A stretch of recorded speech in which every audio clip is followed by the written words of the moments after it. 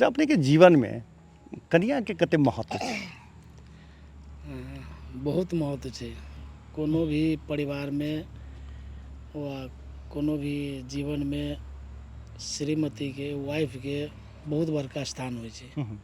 घर चलाबऽ के लेल, सलाह देबऽ के लेल और बाल बच्चा के सेहो लालन पालन करऽ के लेल, अच्छा बाल बच्चा के अच्छा संस्कार देबऽ के लेल, ताहि दुआरे इनकर विशेष महत्व छै और इनकर बहुत बड़का योगदान छै। कैलाकि तऽ अहाँ सब जानै छी जे विद्यार्थी काल से हम राजनीति में छलियै जी।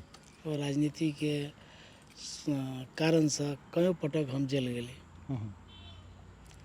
तकर बाद में ताहि दुआरे हम कथी कहै छै ई असगरते रहथिन और ओहि टाइम में हमरा जेलों में प्राय कऽ कऽ डेली भेंट अबै छलै। अच्छा। और हमरा कहब तऽ वास्तव में ई बड़ा संजोग है जे हमर विवाह आंदोलने के विवाह